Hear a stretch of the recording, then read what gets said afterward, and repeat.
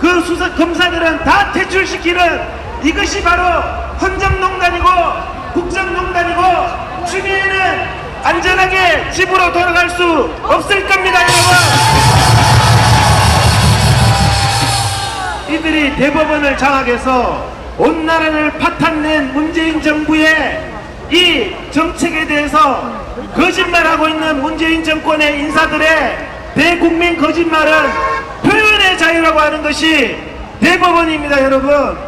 국민들을 향한 문재인 정부의 거짓이 정말 감방 가서 마땅한 극악한 일이지 어떻게 표현의 자유겠습니까, 여러분? 문재인 정권의 대국민 거짓말이 표현의 자유라면 대법관들은 다 사퇴해야 됩니다, 여러분. 이제 하다못해 국민의 질병인 코로나 병균까지 이용해서 국민의 생명을 위협하고 있습니다. 베트남이 지금까지 단 한 명의 사망자도 없는데 오늘 이 시간 대한민국에 중국 바이러스 때문에 사망한 사람이 304명입니다, 여러분.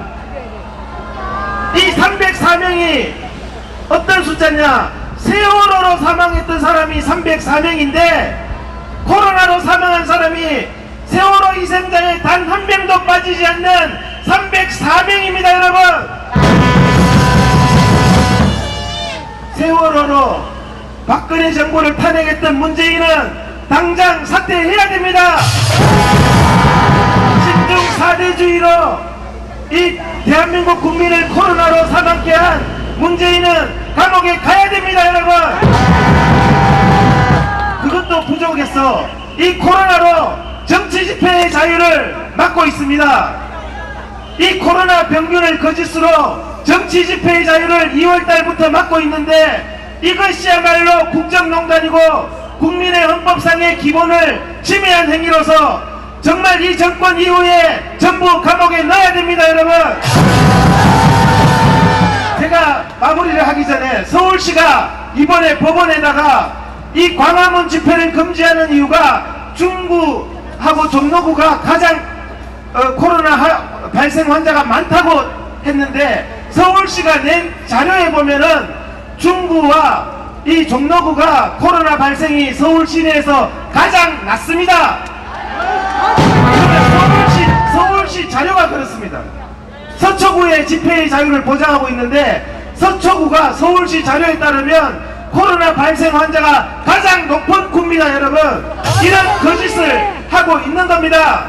또 서울시청이 광화문에서 집회를 막는 그 이유를 대면서 제출한 자료에 보면 야외 집회에서는 지금까지 단 한 명도 코로나 환자가 발생한 사실이 없습니다. 그런데 2,000명 술집 나이트클럽은 영업을 재개하고 국민의 집회 결사의 자유는 경찰을 앞세워서 감옥에 보내겠다는 이 문재인 정권 반드시 감옥에 넣어야 됩니다. 제가 구호하고 마치겠습니다. 나라가 네 거냐? 나라가 네 거냐? 문재인은 즉각 사퇴하라! 문재인은 즉각 사퇴하라! 자, 여러분 큰 박수 부탁합니다. 나라가 네 거냐? 여러분 화나죠? 이번에는 부산에서 KTX 타고 급히 올라오신 정교모 공동회장이며 현직 부산대 교수이신 김성진 교수를 모시겠습니다. 반갑습니다. 부산대 김성진이었습니다.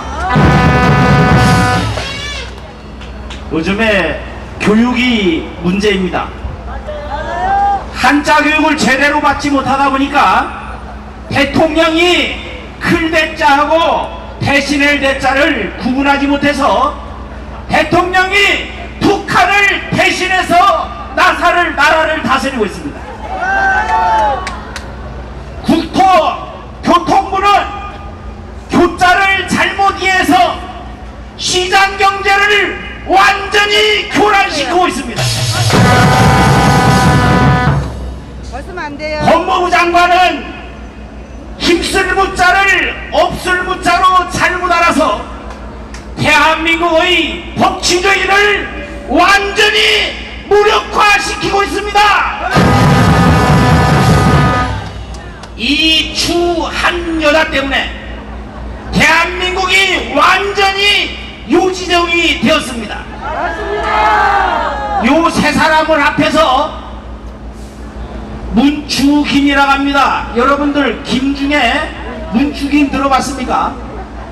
요즘에 새로 나온 김인데 이 인간들이 문축인에다가 대한민국을 통째로 말아 잡수고 있는 형상인데 거기에다가 설익은 현미로 밥을 지어서 청와대에서 기르는 주사파를 양념으로 넣어서 이 김밥을 만드니까 국민 건강이 제대로 되겠습니까, 여러분?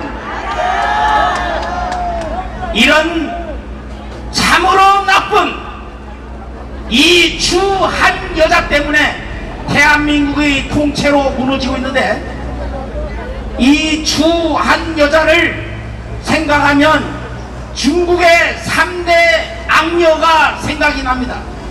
이 중국의 3대 악녀 중에 한나라의 여태우라는 여자가 있습니다. 이 여태우라는 여자는 유방의 아내인데 한나라의 최고의 건국공신 한신을 죽여서 그 살을 장에 졸여가지고 신하에게 돌린 그야말로 잔인무도한 여자입니다. 뿐만이 아닙니다. 자기의 씨앗이라고 할 수 있는 척부인을 죽여서 죽기 전에 손과 발을 자르고 눈과 귀를 멀게 하고 벙어리를 만든 다음에 화장실에 가둬서 인간 돼지라고 부른 그야말로 무지막지한 인두껍을 쓴 천하의 악녀입니다. 그 악녀가 지금 떠오르는 것은 무엇 때문이겠습니까? 그러면 이 정권이 저를 명예훼손 미수로 기소할지 모르겠습니다만은 명예훼손에는 미수가 없습니다. 그래서 이 여인을 생각하면서 다음 얘기를 이어나가겠습니다. 많은 국민들께서 우리나라가 베트남처럼 공산화가 되지 않을까 노심초사합니다. 그렇습니다. 우리도 베트남처럼 공산화가 될 가능성이 너무나도 높습니다. 공산당의 통인전선 전술이 우리 사회 전반에 침투되어 가고 있기 때문입니다. 통일전선 전술은 1921년의 제3코민테른대에서 공산당의 혁명 전술로 공식 채택되었습니다. 러시아 공산혁명 초기부터 러시아에 들어가서 교회 전도사이지만 공산당원이 된 이동이라는 사람이 상해 임시정부의 초대 국무총리로 취임한 후에 은밀히 고려 공산당을 만들고 레닌으로부터 받은 자금을 빼돌린 혐의로 사임 압력을 받은 것이 바로 이때입니다. 이른바 국제공산당 자금 사건입니다. 이때부터 빨갱이들은 자금 빼돌리는 이력이 난 것입니다. 이 사건으로 인해서 이동희가 사망했습니다. 세계사적으로 보면 통일 전선 전략의 대표적 사례는 중국의 국공합작인데, 자, 국공합작의 결과가 어땠습니까? 중국의 대륙을 공산당이 차지했습니다. 상해 임시정부의 자합작의 결과가 어땠습니까? 이승만 대통령을 탄핵했습니다. 김구의 자합작이 어땠습니까? 6.25 전쟁이 일어났습니다. 그래서 결과적으로 우리는 통일 전선 전략이라고 하는 이 얄팍한 공산당들의 꾀에 넘어가서는 안 될 것입니다.